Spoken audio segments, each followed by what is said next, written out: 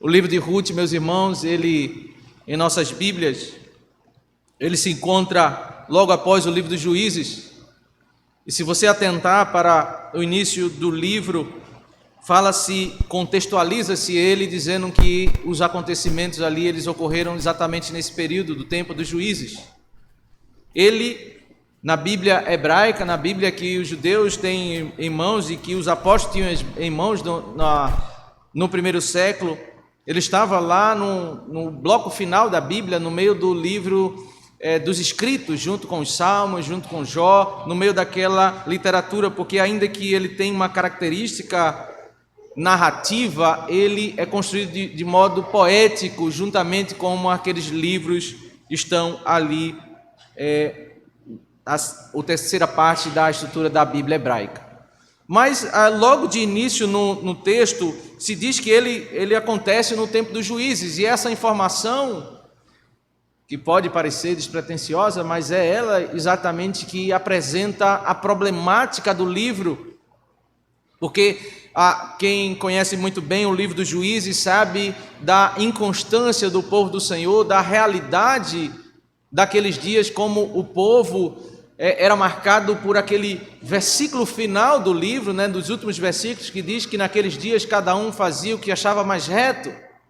Não havia uma grande preocupação em ouvir a voz do Senhor, mas havia pequenos momentos de temor ao Senhor, mas a grande caracterização daqueles dias era de pessoas que queriam fazer aquilo que achava mais reto. A grande preocupação de Moisés de pregar a palavra no livro de Deuteronômio para preparar o povo, para que ao entrar e assentassem na terra no período de Josué, e ali eles não se desviassem do caminho do Senhor. Mostra-se que com os anos, com o tempo, o povo foi se apartando e chega no tempo dos juízes, que é um cenário de caos. O livro de Ruth apresenta essa realidade e exemplifica essa realidade quando você atenta para o capítulo 1, na história de uma família. Um homem que decidiu se apartar do povo do Senhor, naquele contexto em que só havia um local autorizado de culto no mundo. Se alguém saísse da terra da promessa, da terra de Israel, eles iriam automaticamente viver longe da adoração, eles não poderiam oferecer sacrifício em qualquer outro lugar. E ele sai da terra, fez alguns movimentos que acontecem também no livro de Gênesis, quando até os patriarcas se apartaram, foram ao Egito. Ele repete esse movimento indo para a terra de Moabe, porque ele quer resolver o seu problema, o problema da fome. E o que acontece naquele movimento? Tudo se torna pior quando ele se aparta do Senhor, porque ali ele, com sua esposa, ele tem filhos, e os filhos se casam, e ali ele morre, os seus filhos morrem, e Noemi, aquela viúva, você atenta para o capítulo 1, em poucos versículos, descreve um período de 10 anos. Aquele homem, aquela família que tentou resolver os seus problemas longe do Senhor, agora tem uma cena de morte, uma cena de sofrimento terrível. O capítulo 1 ainda descreve o retorno dessa família, a decisão de Noemi, daquilo que restou da família. Noemi, a viúva, a mulher de certa idade, num cenário onde mulheres não poderiam trabalhar, deveriam ter muita dificuldade, iriam ter muita dificuldade, por isso que a Bíblia diz que Deus se compadece dos órfãos e das viúvas, porque eles iriam passar extrema pobreza, miséria. É o cenário que nós encontramos no capítulo 2.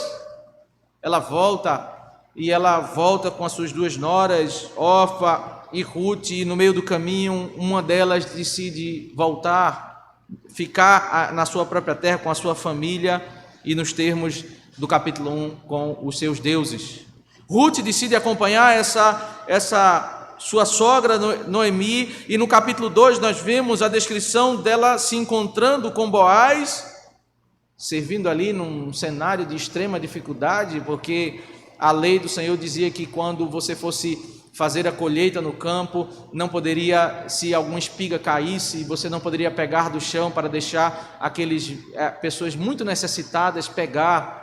E Ruth estava fazendo exatamente isso, pegando as coisas do chão para tentar se alimentar, a ela e Noemi, diante do cenário.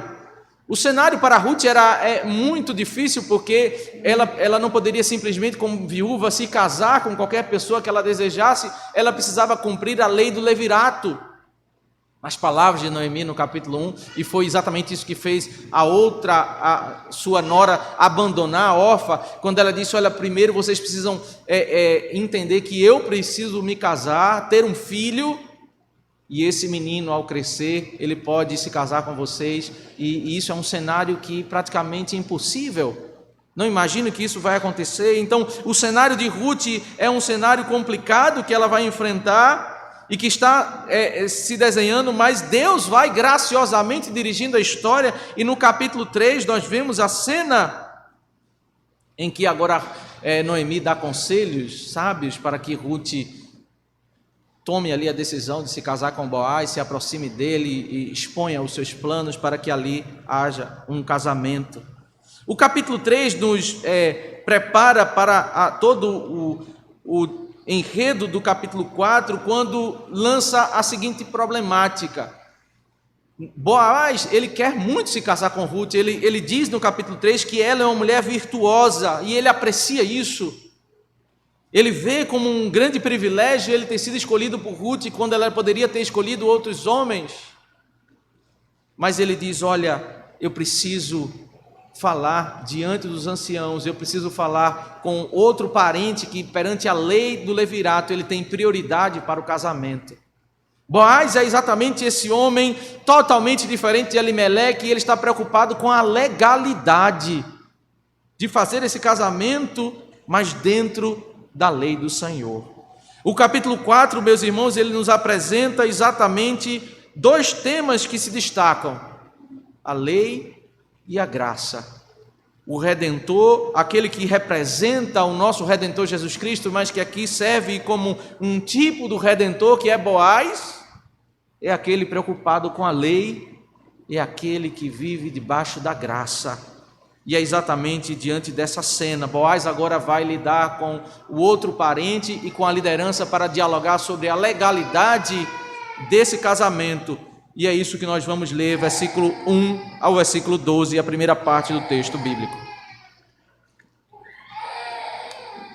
Boaz foi até o portão da cidade e sentou-se ali. Eis que o resgatador de que Boaz havia falado ia passando, então ele o chamou: ó fulano, chegue até aqui e sente-se. Ele foi e se sentou.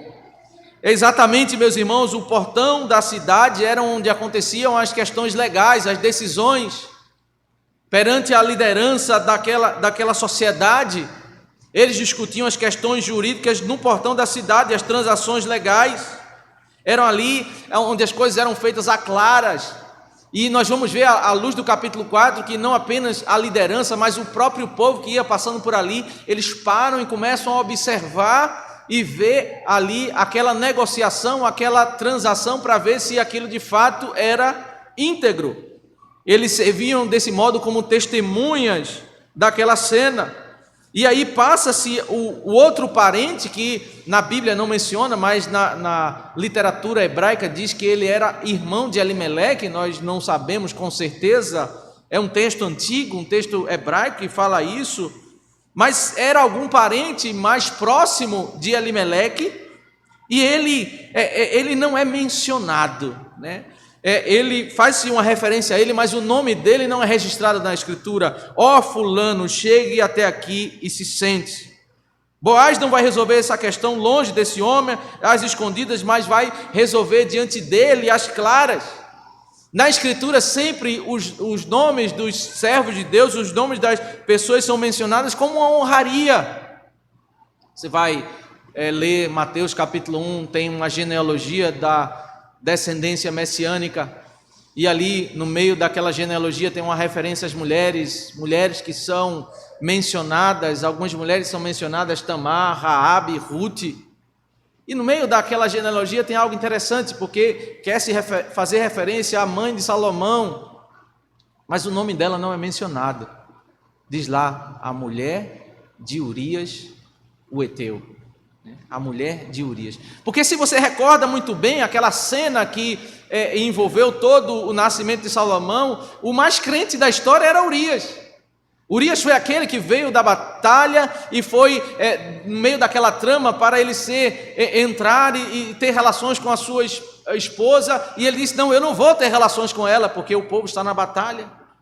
Ele era alguém que temia o Senhor, e ele foi morto diante daquela trama que envolveu Davi nos seus dias longe do Senhor.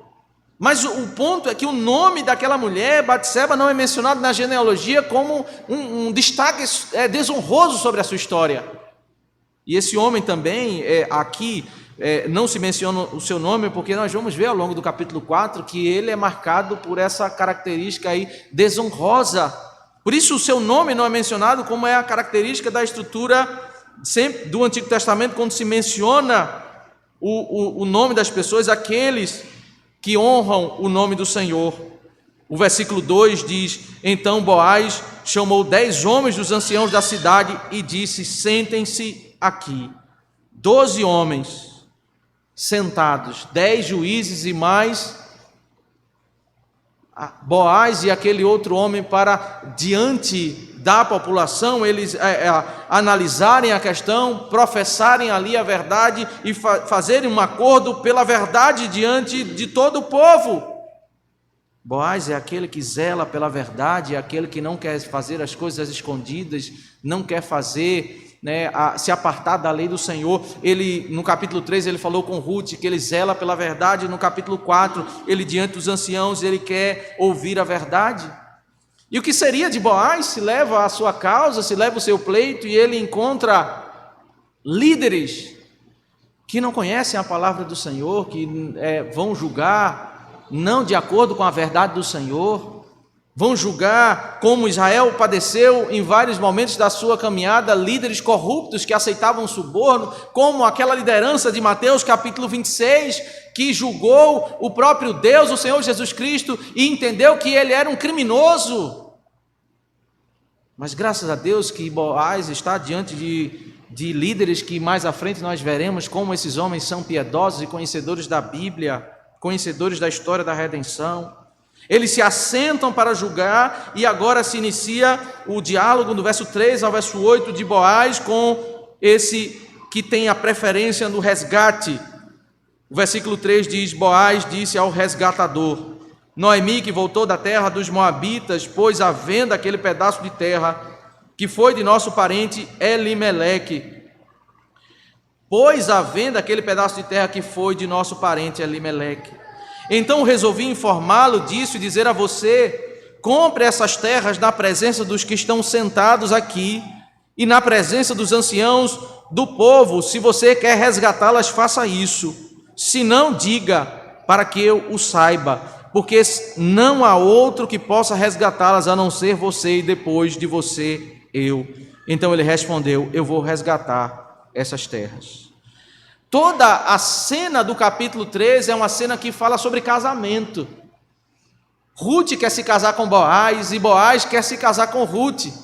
Imagina-se que ao iniciar o capítulo 4 nós iríamos ver naquele diálogo a fala sobre o casamento, mas não é por aí que Boaz vai começar o diálogo. Boaz vai falar sobre tudo que envolve todas as implicações daquele cumprimento da lei do levirato. Ele deveria redimir a Noemi. Ao redimir a Noemi, ele iria comprar a sua terra. Ao comprar a sua terra, ele iria, na primeira perspectiva dele, não existe a vida de Ruth, ele iria adquirir um pedaço de terra. E por que algumas pessoas elas não queriam fazer esse tipo entrar nesse tipo de acordo?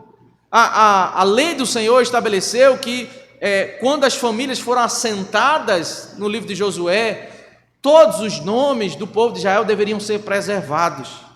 Então, quando uma pessoa falecesse, deixasse uma viúva, e essa viúva não tivesse filhos, uma outra pessoa, o seu parente, ia se casar com essa viúva, e o primeiro filho desse novo casal seria tido como filho do falecido. Isso implicava em permanecer a propriedade no nome desse filho, e a terra jamais seria transitada de uma família para outra, ela seria preservada. Poderia-se o povo até fazer negociações, você tem a sua terra, você poderia vender para uma outra pessoa, uma outra família, Mas no ano do jubileu haveria de ser restaurada essas terras, haveria de haver o perdão das dívidas, há um elemento de redenção no meio da estrutura da lei do levirato. Aquele homem teria o privilégio, a riqueza espiritual de cuidar daquela parente dele, aquela senhora, tirando ela da dificuldade. Mas o que a cena apresenta é, a princípio, uma grande oportunidade.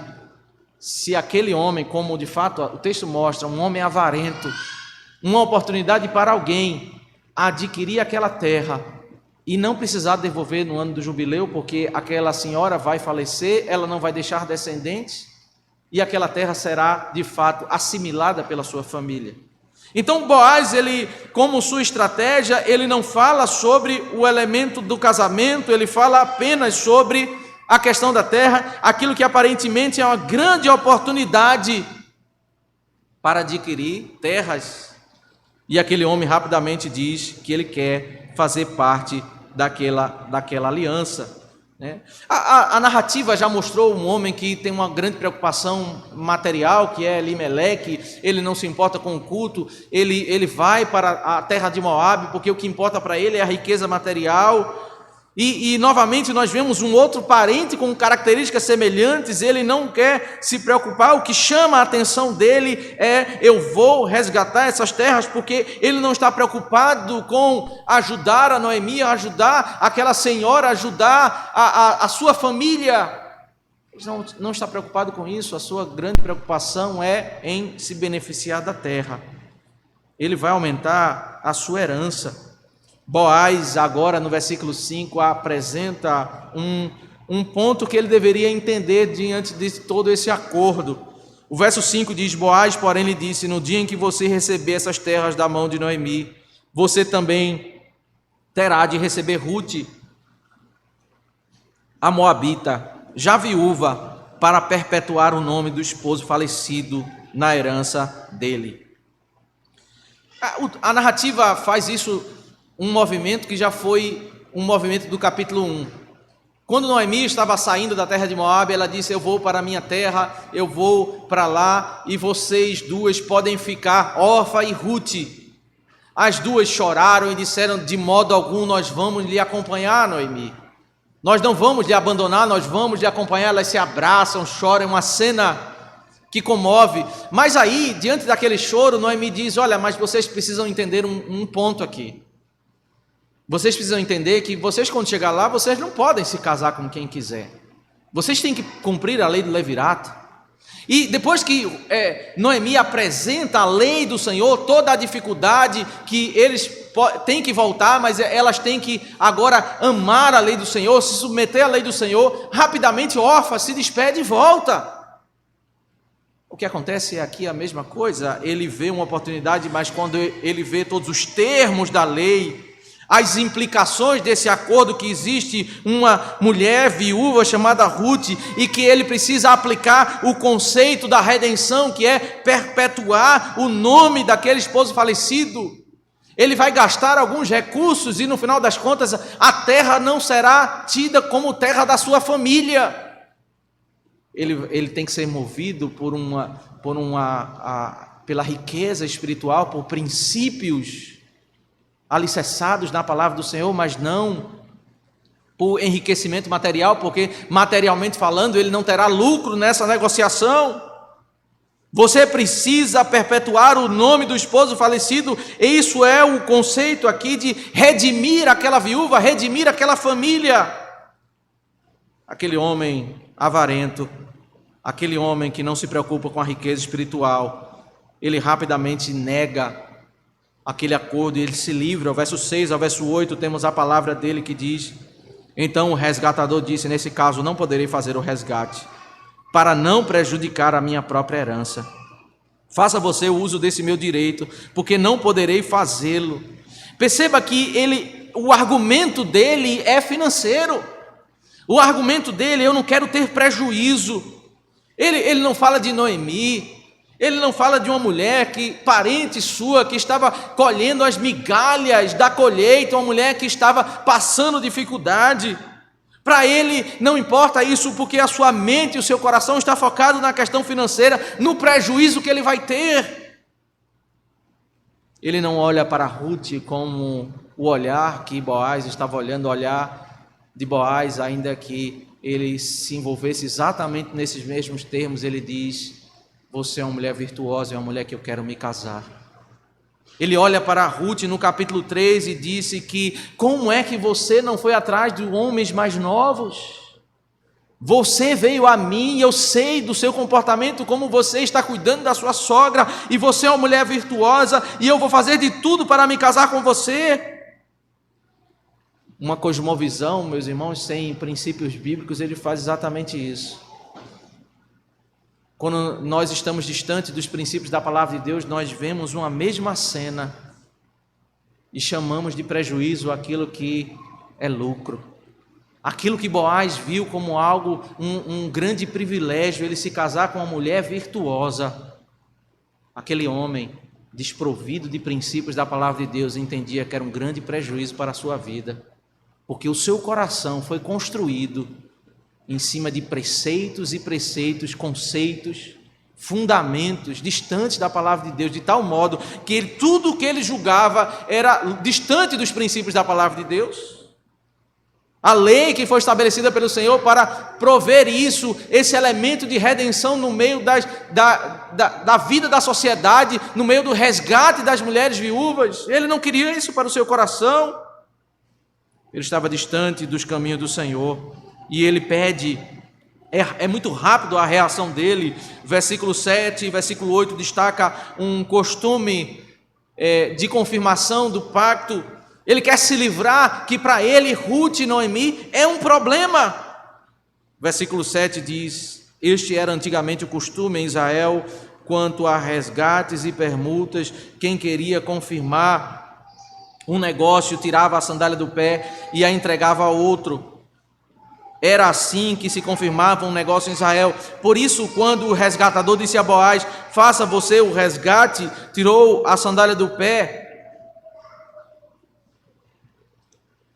ele quer se livrar rapidamente daquele problema. Para ele, o casamento, um homem que não percebe a riqueza do que é um casamento com uma mulher piedosa, do que é construir uma vida e ter uma família enriquecida na palavra do Senhor, ele não percebe isso. Para ele, a vida dele, ele é um outro Elimeleque, um homem que se apartou dos caminhos do Senhor e foi para a terra de Moabe.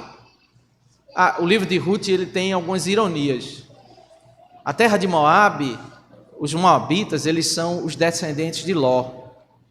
E Ló se destaca no livro de Gênesis por uma decisão que ele tomou quando ele estava junto com Abraão. Aquele homem que ouvia a voz do Senhor e era enriquecido espiritualmente. Em um dado momento, quando tamanha era a riqueza que eles tinham e começou a haver conflito entre os pastores, Ló olhou para o lado, viu uma campina bem verde, longe do lugar onde Deus havia estabelecido para ali revelar o seu santo nome, e ele disse: eu quero ir para lá. Ele foi terminar próximo a Sodoma e Gomorra, e o final da história de Ló é que ele vai habitar numa terra de estupradores de homens. Ele sai dali, a terra vai ser destruída e ele vai habitar, o coração da sua esposa estava na terra, e por isso que ela olha para trás. Ele vai habitar numa caverna com suas 2 filhas, e aquelas mulheres, ao verem que elas não vão ter filhos, elas embriagam o pai, e elas têm filho com o pai, e dali nascem moabitas e amonitas. Moabitas e amonitas.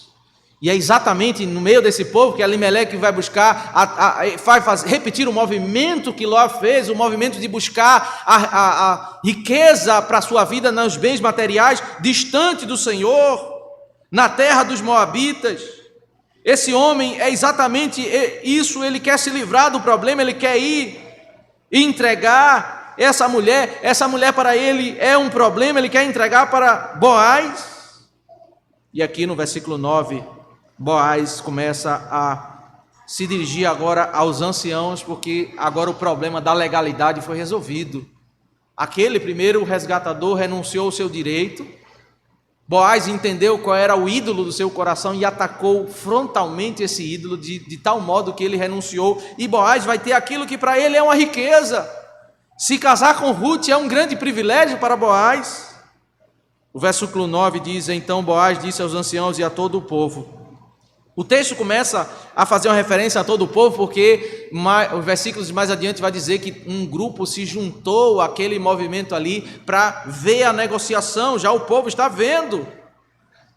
Hoje vocês são testemunhos de que comprei de Noemi tudo o que pertencia a Elimeleque, a Quilion e a Malom. E também tomo por mulher Ruth, a Moabita, que foi esposa de Malom, para perpetuar o nome deste sobre a sua herança, para que este nome não seja exterminado dentre os seus irmãos e do portão da sua cidade. Hoje vocês são testemunhas disso. Perceba, meus irmãos, que Boaz está falando para os anciãos, dizendo: olha, o meu casamento vai ser de acordo com a lei, e o que eu vou fazer é exatamente aquilo que a lei exige. Eu vou aplicar a redenção. O meu primeiro filho, ele vai ser filho de Elimeleque, filho de Malom, filho de Noemi. Ele vai ser filho dessa descendência, ele vai ter essa propriedade, ele vai aplicar a redenção nessa situação. Ele não vai ter lucro financeiro, ele vai fazer exatamente aquilo que a Bíblia estabeleceu que fosse feito. Toda a cena, o povo, os anciãos que estavam no portão, todo o povo que estava no portão, os anciãos disseram: somos testemunhas. E disseram a Boaz: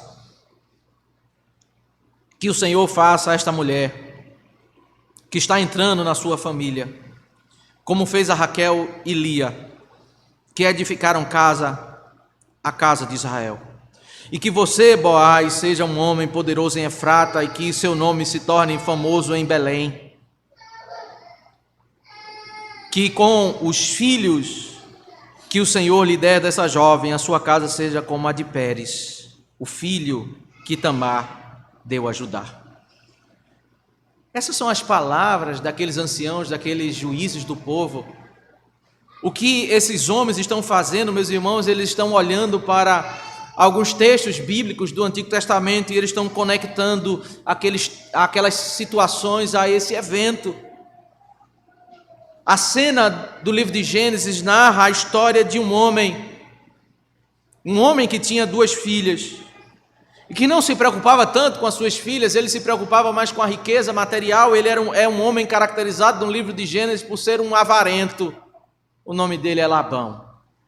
Labão queria tirar todo o salário de Jacó, ele queria enganar Jacó até o momento, depois de 20 anos de labuta, de sofrimento, de engano ali, juntamente com Labão, Jacó decide pegar as suas esposas e sair e voltar para a terra da promessa. Ele é perseguido por Labão, mas Deus o protege. Aquilo que para Labão era o grande lucro, era continuar com todo o rebanho naquela terra, longe da terra da promessa, longe de ouvir a palavra de Deus. Até as suas filhas ele abandonou para isso. Aqueles anciãos olham para aquela cena e dizem: olha, é como se ele dissesse: nós estamos diante de um novo Labão, mas que essa mulher sejam como Raquel e Lia, que edificaram casa de Israel, a casa de Israel. Que riqueza, meus irmãos, é uma família construída no temor do Senhor, com um homem como Boaz que teme o Senhor, uma mulher piedosa, virtuosa, que teme o Senhor. O que seria dessas crianças que nascessem a partir dessa família? Como eles iriam crescer no temor do Senhor? Que riqueza, meus irmãos, é essa vida. Eles construiriam casa, uma casa temente ao Senhor, uma família educada aos pés do Senhor. Os anciãos, ao verem aquela cena, eles não dizem para o homem avarento: como você foi hábil em se livrar do problema? Porque esses homens, eles conhecem a Escritura, eles são tementes a Deus. Eles dizem que essa mulher seja como Raquel e Lia, que edificou a casa de Israel. Eles conhecem a Escritura, conectam aquela cena e eles abençoam aquele que é para ser abençoado, aquele que teme ao Senhor. Eles olham para Boaz e dizem: e que você, Boaz, seja um homem poderoso em Efrata, e que seu nome se torne famoso em Belém. O livro de Ruth está muito próximo do livro de Provérbios. Provérbios 31 acaba falando sobre a mulher virtuosa, E o livro de Ruth é uma exemplificação dessa mulher virtuosa. Se você atentar para o livro de Provérbios, capítulo 31, fala ali sobre que o marido da mulher virtuosa é aquele homem bem-sucedido.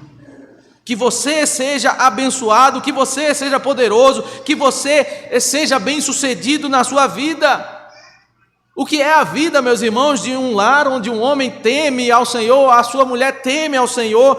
Os anciãos estão abençoando aquele homem que anda nos caminhos do Senhor e que naturalmente é o que vai acontecer. Como é ensinado no Salmo 1, bem-aventurado é aquele que anda nos caminhos do Senhor, aquele que anda segundo a lei do Senhor, não ouvindo conselhos e práticas dos ímpios. Essa é a verdade, é o que vai acontecer, e eles estão abençoando segundo as Escrituras, não segundo bajulação, não segundo conceitos meramente humanos, mas eles estão abençoando conforme a lei do Senhor. E ele diz que com os filhos que o Senhor lhe der dessa jovem, a sua casa seja como a de Pérez, o filho que Tamar deu a Judá. Essa é mais uma conexão interessante de como esses homens tinham um coração cheio da palavra de Deus, porque eles trazem para a cena o enredo do capítulo 38 de Gênesis. O capítulo 37 de Gênesis mostra aquela cena em que os irmãos vendem José como escravo para o Egito, mentem ao seu pai. E se você atentar para o capítulo 38, mostra que Judá, ele ficou chateado com aquela situação e ele se apartou do meio da sua família e foi morar como um adulamita. Ele foi morar no meio dos pagãos. Ele viu uma dificuldade no meio do povo de Deus, ele viu problemas no meio da igreja do Senhor, e qual foi a ideia dele? Eu vou viver no meio dos pagãos. A Bíblia diz que ele se casou com a mulher, no meio dos pagãos, ele teve um filho, e a Bíblia diz que ele teve 3 filhos, e que aquele primeiro filho se casou com uma mulher chamada Tamar. Se casou com Tamar. Mas Deus o matou porque aquele menino, aquele homem era perverso diante do Senhor.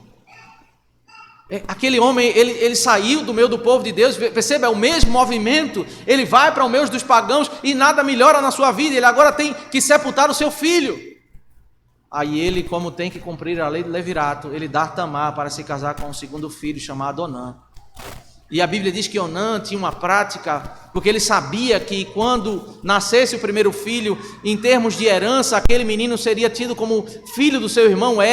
Ele, toda vez que tinha relação com a sua esposa, ele não concluía a relação, porque o seu coração era perverso, ele maquinava, ele desejava apenas o lucro financeiro. E a Bíblia diz que Deus também matou Onã, e ficou apenas o mais novo filho. Judá, ele não cumpriu a lei, não entregou Tamar para se casar com o terceiro filho e fez uma ilegalidade. Deixou aquela mulher viúva, desamparada. A cena mostra que Tamar se finge de prostituta. Judá vai lá e termina se deitando com ela depois que ele mesmo ficou viúvo. E ele, desse relacionamento, dessa união, nasce gêmeos e um deles Pérez. Que é exatamente isso que os anciãos estão citando aqui. Assim como Ruth foi desprezada, já houve uma mulher atrás, Tamar, também desprezada. É interessante porque no Novo Testamento, em Mateus capítulo 1, Mateus ele pega como que essa associação que os anciãos estão fazendo aqui, e ele faz no capítulo 1 de Mateus, quando ele cita essas mulheres. Ele vai citar Tamar, Raabe, que também vai se falar sobre o marido de Raabe aqui no final do capítulo, e ele fala sobre Ruth. Ele conecta esses 3 nomes dentro da proposta que ele tem, quer falar sobre a redenção aos gentios, que ele vai defender aos judeus no evangelho conforme Mateus. Esses homens conhecedores das Escrituras estão falando que essa mulher seja como, que os filhos sejam como Pérez. Aquele que vem desse enredo onde uma mulher foi desprezada, mas que eles fazem agora parte dessa descendência abençoada do povo do Senhor. Esses homens, meus irmãos, eles conhecem as Escrituras. Esses homens conhecem o sentido do texto. Eles não estão elogiando o homem avarento, mas eles estão abençoando aquele que teme ao Senhor. O coração desses homens está totalmente cheio da verdade bíblica, e por isso nós vemos a bênção aqui que Boaz está passando. E aí nós chegamos à segunda parte do texto bíblico, verso 13 ao verso 22, quando agora vai se falar muito mais sobre descendência do que propriamente sobre casamento. E é esse o ponto do livro de Ruth. O livro de Ruth, se você atentar e for numa perspectiva de que trata sobre um romance, você vai percebendo que o desfecho do livro não fala sobre romance. O casamento ele vai como que saindo de cena, porque o enfoque do livro é falar sobre a descendência. E vai se concluir falando exatamente sobre Davi, sobre aquele descendente que virá desse casamento. O versículo 13 diz: assim Boaz recebeu Ruth e ela passou a ser a sua mulher. Ele teve relações com ela e o Senhor concedeu que ela ficasse grávida e tivesse um filho.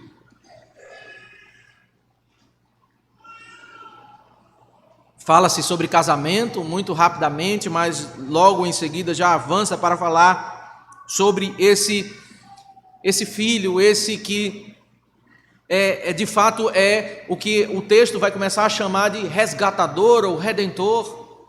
Na história bíblica, meus irmãos, aquele que até então tem o papel de representar Cristo é Boaz nesse enredo, mas agora ele vai ser substituído, as figuras vão ter uma transição, quando agora essa criança vai ser aquela que representa Cristo. O versículo 14 diz: então as mulheres disseram a Noemi: bendito seja o Senhor que não deixou hoje de lhe dar um neto que será o seu resgatador, que o nome dele venha a ser famoso em Israel. Esse menino agora é chamado de resgatador. Esse menino de fato, ele vai resgatar o nome da família, ele vai ser consolo para aquela senhora, ele vai ter o nome do filho falecido, ele vai ter o nome daquela família, aquela senhora não vai ter mais a dificuldade que ela estava enfrentando, como uma pessoa desamparada, ele como que, na figura bíblica, um papel de alguém que redime, é exatamente essa criança. E as mulheres, elas ouviram a palavra dos anciãos que disseram para Boaz que ele seja famoso na terra. Elas repetem que ele seja famoso em Israel, que ele seja abençoado.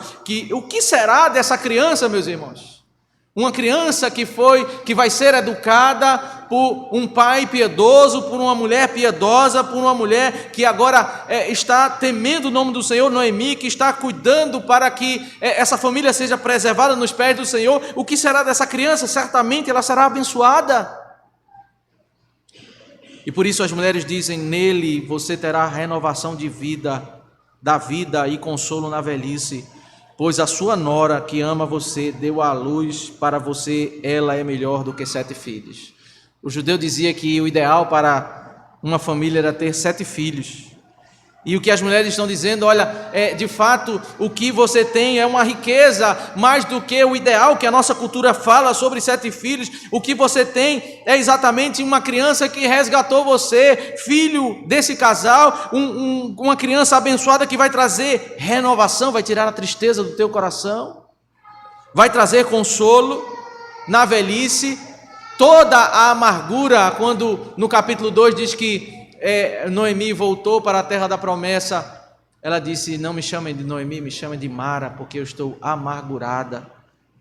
Ela agora encontrou consolo, ela agora encontrou alegria no seu coração, e ela trata o menino, porque o menino é como se fosse o seu neto. O versículo 16 diz: Noemi pegou o menino no colo e passou a cuidar dele, e ela vai de fato cuidar dessa criança, ela vai ajudar na educação dessa criança, ela vai ser abençoada. E aí as vizinhas reagem. O texto diz no verso 17: as vizinhas lhe deram nome, dizendo: nasceu um filho para Noemi, e o chamaram de Obed. Este veio a ser o pai de Jessé, pai de Davi. Obed significa servo. A ideia é que ele vai ser o servo redentor, aquele que vai servir nessa situação de vida como aquele que redime, aquele que representa o verdadeiro redentor, que é o nosso Senhor Jesus Cristo. Ele é o servo de Noemi e naturalmente, no tempo dos juízes, no caos dos juízes, a narrativa está nos conduzindo a entender o que é que deve ser entendido, qual deve ser o grande anseio do povo. É ter um rei que teme o Senhor. Vai ser o neto desse menino, o pai de Jessé, o pai de Davi, que vai ser caracterizado por ser um rei que teme ao Senhor.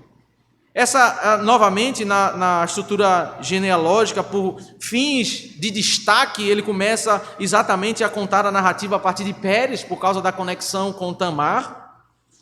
Verso 18 diz: e estas são as gerações de Pérez. Pérez gerou Esrom, Esrom gerou Urão, Rão gerou Aminadab, Aminadab gerou Naasson, Naasson gerou Salmão, Salmão gerou Boaz, Boaz gerou Obed, Obed gerou Jessé, e Jessé gerou Davi. Salmão, ele foi casado com Raabe.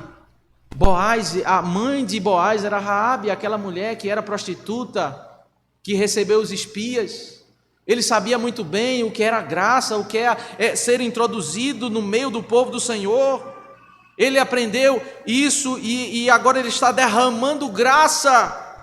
Ele está fazendo exatamente, ele tinha um coração, ele aprendeu muito bem, entendia muito bem o que era a redenção.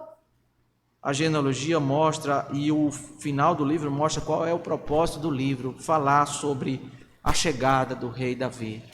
O rei Davi, meus irmãos, é exatamente a resposta para o tempo dos juízes. Quando nós chegamos a refletir sobre esse capítulo, esse livro, creio que a proposta do livro, que fala sobre casamentos, fala sobre um enredo de uma mulher que passa necessidades, ele tem um propósito muito singular ao falar sobre a história da redenção. O propósito do livro é mostrar que, diante de um mundo em que cada um quer fazer o que acha mais reto, que é a característica do tempo dos juízes, que é exemplificada sobre uma família que acha que pode se resolver os seus problemas se apartando dos caminhos do Senhor. E o texto bíblico mostra o que é que acontece quando alguém tenta resolver a sua vida e se apartar dos caminhos do Senhor. A sua vida vai se transformar em um caos, a sua vida vai ser uma desordem. E há algo interessante, meus irmãos, no capítulo 1 do livro de Ruth, que vai se dizer que Elimeleque foi com a sua esposa para a terra de Moabe, e que lá, com os seus 2 filhos, para a terra de Moabe, se passaram 10 anos, e depois ele morreu, os filhos morreram, e as coisas, elas começaram a se evidenciar, que se transformaram, a sua vida era uma desordem.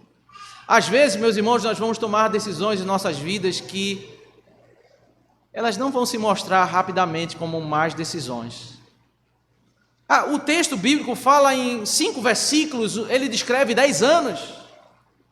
Mas nesses 10 anos teve o dia do casamento dos filhos, que certamente eles comemoraram, comeram bem, se alimentaram bem, celebraram. Teve alguns dias que certamente eles desfrutaram, eles planejaram, eles tiveram alegria no seu coração, eles imaginaram que a decisão deles foi a melhor da vida.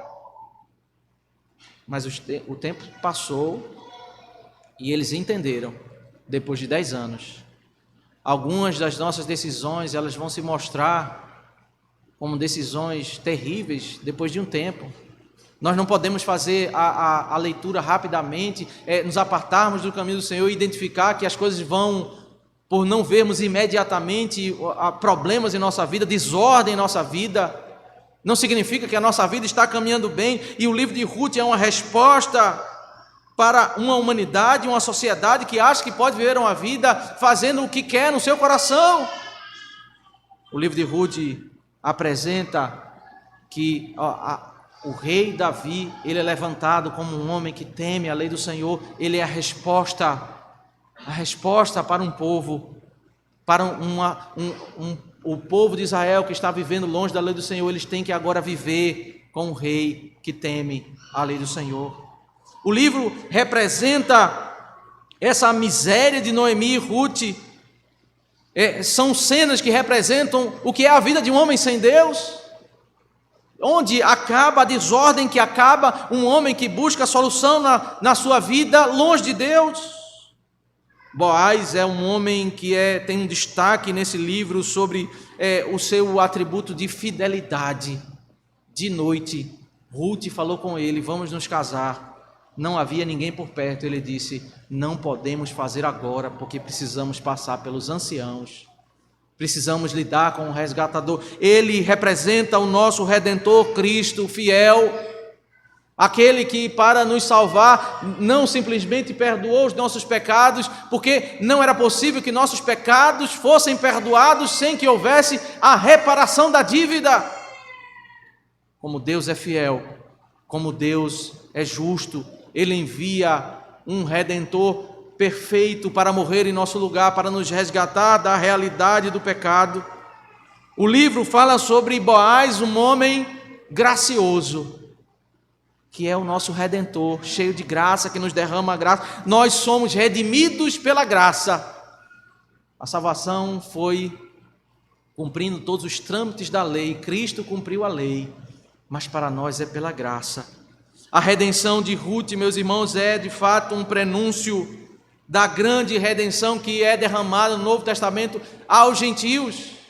Assim como no Novo Testamento, em Mateus capítulo 1, Mateus vai fazer exatamente isso. Ele vai mencionar o nome de mulheres que vieram de povos pagãos: Ruth, Raabe, Tamar, a mulher de Urias, mulheres que foram acrescentadas à genealogia de Cristo, porque o propósito do Evangelho de Mateus, ao falar para judeus, é falar sobre esse Redentor que vai trazendo vidas de todas as famílias da terra.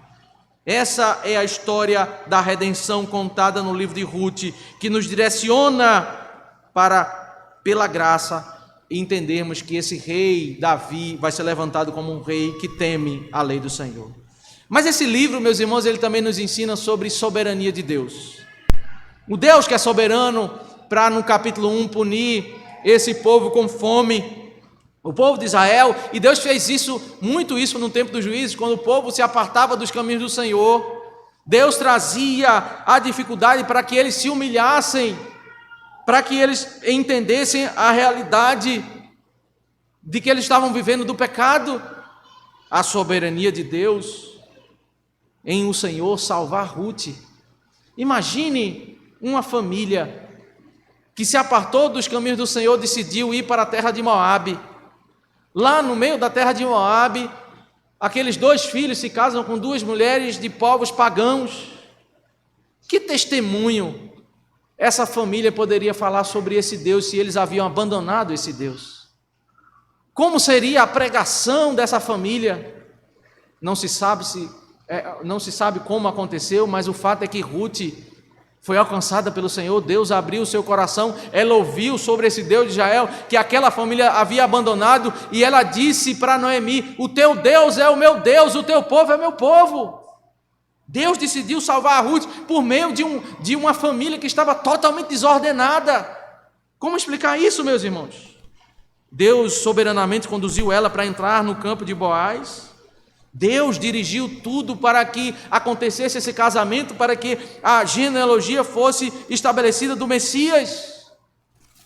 Quando nós vemos o início do livro de Ruth, parece que toda a história daquela família é um caos. Mas o que nós vamos aprender no decorrer dos versículos é que Deus é aquele que controla a história. Nós muitas vezes passamos por lutas, desafios, problemas na vida. E sofremos e padecemos e entregamos a Deus as nossas orações, as nossas súplicas, nos angustiamos, nos derramamos perante o Senhor, e é exatamente o que nós devemos fazer.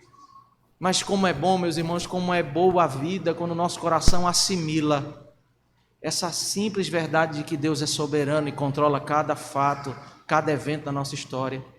Não é que nós vamos celebrar a dificuldade, mas nós vamos encarar a dificuldade com outra perspectiva.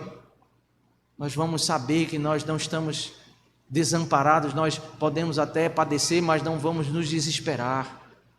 Nós vamos aprender e trazer ao nosso coração, relembrar ao nosso coração essa verdade que Deus está cuidando de nós. Deus está dirigindo a nossa vida, Deus está ouvindo as nossas súplicas. No tempo certo, no momento certo, Ele vai agir segundo a sua vontade. Mas eu quero, meus irmãos, finalizar e dizer que um dos propósitos desse livro é, sem dúvida, falar sobre a responsabilidade humana. Aqui não se anula a graça da redenção, não se anula a soberania de Deus em ser aquele que salva, aquele que escolhe, Mas é um aspecto, meus irmãos, que nós precisamos trazer à memória. Precisamos refletir sobre isso, é sobre nossa responsabilidade. Nós colhemos as implicações das nossas decisões. Aquela família, ela colheu as consequências de um homem que decidiu conduzir a sua família para longe do povo do Senhor, longe do culto ao Senhor, e ele colheu só desordem. Noemi, pela graça, ela teve arrependimento no seu coração, ela se arrependeu, isso foi graça de Deus. Mas precisamos também destacar que ela tomou uma decisão de voltar para a terra, de mudar os seus dias, de restaurar os seus caminhos. Ruth, meus irmãos, ela foi salva pela graça. Deus abriu o seu coração, ela foi escolhida antes da fundação do mundo. Mas ela poderia ter tomado a decisão de ter ficado com sua família, fugido daquele problema, mas ela tomou a decisão de temor ao Senhor, de estar perto do povo do Senhor, de adorar o Senhor. Ela poderia ter tomado uma decisão pecaminosa, não seria aprovada por Deus, mas ela tomou a decisão de ir para a terra da promessa, de adorar o Senhor, de enfrentar a dificuldade, a provável situação de que ela não teria casamento. Ela assumiu a responsabilidade, escolheu para a sua vida o temor do Senhor. Noemi, ela dá conselhos a Ruth, ela ensina sabedoria no capítulo 3 para como ela deveria proceder para se casar ali com Boaz. Ruth obedece, Ruth toma a decisão e faz tudo o que sua sogra havia orientado.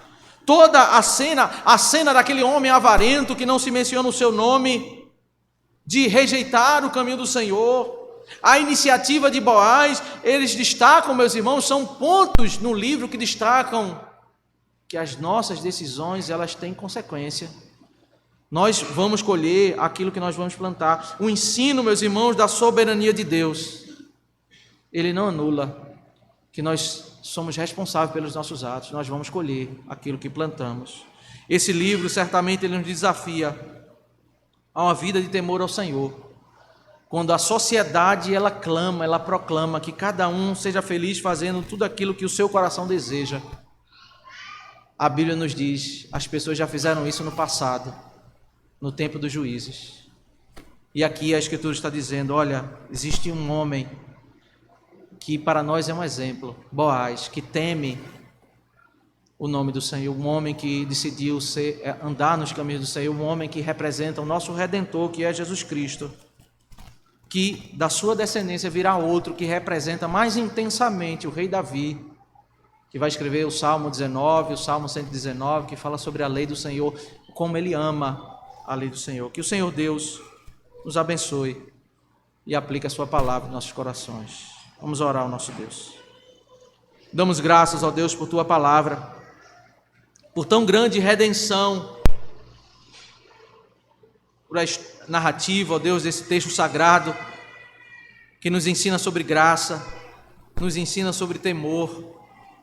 Como nós precisamos, ó Deus, que o Senhor aplique essas verdades em nossos corações, que o Senhor, ó Deus, nos transforme, nos enriqueça, que o Senhor nos guie, ó Deus, a sermos famílias que edificam casa de temor ao Senhor, que crescem, ó Deus, para a glória do teu santo nome.